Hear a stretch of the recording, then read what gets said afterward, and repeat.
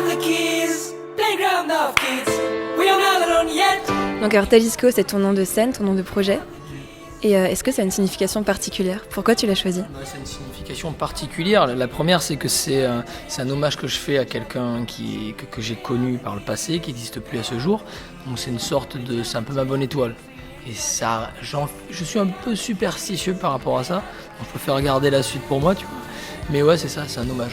Et quand est-ce que tu as commencé la musique exactement ? J'ai commencé la musique, j'avais 11 ans, 12 ans. Ouais, j'ai commencé par la guitare. Rapidement, en fait, je me souviens, j'avais acheté un petit multipiste, 4 pistes, mais qui était hyper vieux, un truc d'occasion, parce qu'en fait, j'avais pas les moyens. Donc du coup, mes parents m'avaient offert ça. Enfin, quand je dis j'avais acheté, donc c'est mes parents qui m'avaient acheté ça. J'étais gamin, je devais avoir 12-13 ans, et j'avais enregistré mes premiers morceaux comme ça. Donc du coup, j'ai commencé vraiment à faire de la guitare, mais réellement à composer à partir de, je dirais, de 13 ans. T'as toujours fait ça ? Ouais, j'ai toujours fait ça, j'ai toujours fait ça. J'ai arrêté pendant très longtemps. Je faisais ça en dilettante, je faisais vraiment ça en loisir, quoi, parce que rapidement, quand j'ai terminé mes études, j'avais pas envie de galérer dans la musique. J'avais pas envie d'être celui qui quémande de l'argent pour essayer de vivre. J'avais pas envie de faire chier mon entourage avec ça. J'avais pas envie d'avoir la sensation d'être un boulet. Donc moi j'ai travaillé, j'ai fait ma vie, j'ai bossé pour des agences de com, tu vois, j'étais chef de projet dans des agences de com, truc qui a rien à voir.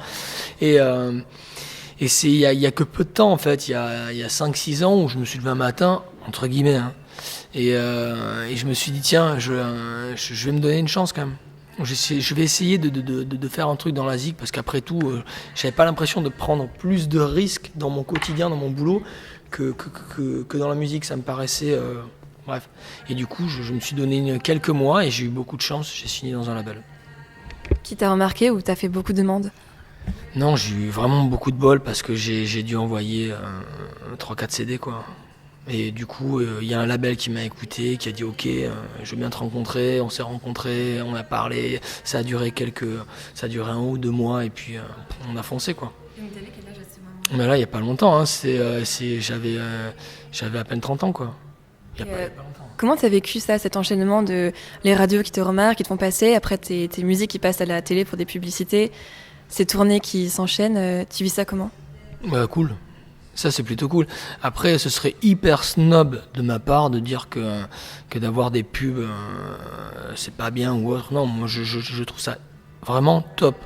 C'est un énorme coup de boost d'avoir ta propre musique qui est dans une pub pour une marque. C'est plutôt cool, quoi. Justement, ton nom c'est Capital Visions, donc c'est tes principaux moments, enfin les principaux moments qui t'ont marqué. Ouais. Et dans ce présent éphémère justement de la tournée, tu peux nous dire justement quels sont les principaux moments qui t'ont marqué ? Parce que c'est ambigu dans l'album. Oui, tout à fait. Alors après, c'est vrai que j'en ai sélectionné 11. C'est les 11 morceaux de l'album. Et c'est des moments qui sont plus ou moins forts, qui sont plus ou moins personnels. Il y a des moments un petit peu douloureux parce que j'ai perdu un être très très cher pendant cette tournée.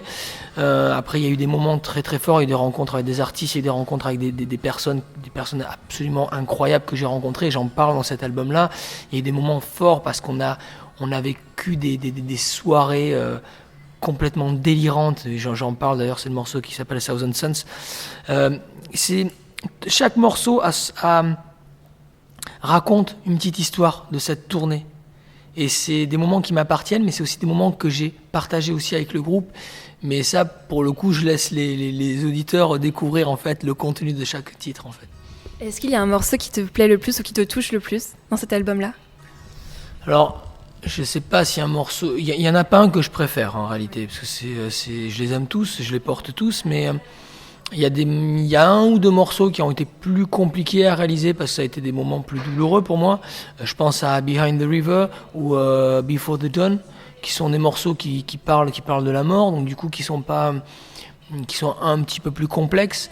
Et on va dire que c'est ceux-là qui m'ont un peu plus marqué parce que c'est des moments où je me suis vraiment replié plus sur moi-même. Je suis allé chercher des choses plus profondes en fait, mais il y en a pas un que je préfère plus que l'autre.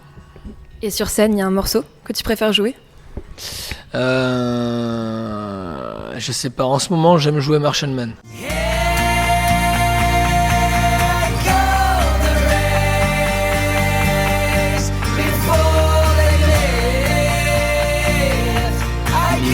hyper live, il est hyper... on est que dans la puissance immédiate en fait, donc c'est un morceau qui livre de la puissance et de l'émotion très très très très immédiate, donc il y a quelque chose d'assez fort et intense qui s'opère à chaque fois qu'on joue, et il y a un côté un peu folk et parfois très très rock dans l'interprétation, et j'aime beaucoup ça. Justement, parlant de rock, est-ce que tu as des influences que tu pourrais citer ? Des influences, j'en ai beaucoup. Après, c'est des vieilles influences. Quoique, je pense à Beck.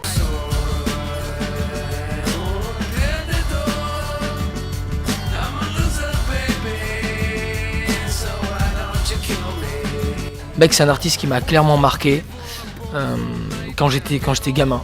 Vraiment gamin, quoi. Je devais avoir 11 ou 12 ans et j'ai réalisé à ce moment-là que la musique, on pouvait la faire avec un minimum de choses. C'est comme ça que Beck il fait sa musique, et je trouve ça absolument génial. Donc du coup, oui, c'est un des artistes qui m'a vraiment éveillé, on va dire. Et justement, tu parles d'authenticité. Ta musique, c'est vrai qu'elle semble s'imposer à toi. Et tes textes, ils sont tous en anglais.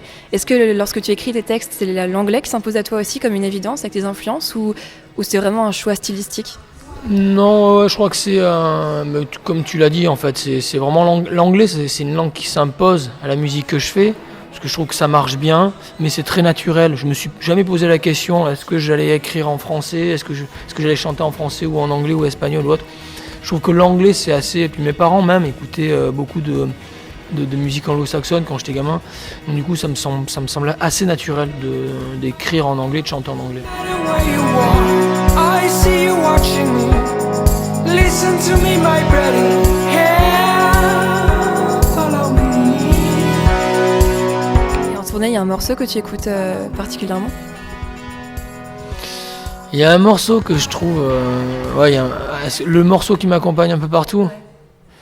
Ouais, je dirais Everything, c'est le nom du groupe. Et le morceau s'appelle Reptile. Ça, celui-là, je l'adore. Slip from the trees to the dead to the menace to the wild to the car and the smoke. A dream is like a curl to your shin, like a maniacal swing. Fresh from the breast now, river running fat to the man. I'm on a rock to the man. I'm on a fleet to a flood to a drain now, river now chain. C'est un morceau qui m'accompagne partout. C'est vraiment, c'est un morceau qui me réconcilie avec plein de choses quand je suis un peu en colère ou autre. J'adore ce titre. Et il y a un morceau plus ancien qui t'accompagne tout le temps, enfin partout et depuis toujours ? Ouais, il y a un morceau de Neil Diamond, Sweet Caroline. Voilà.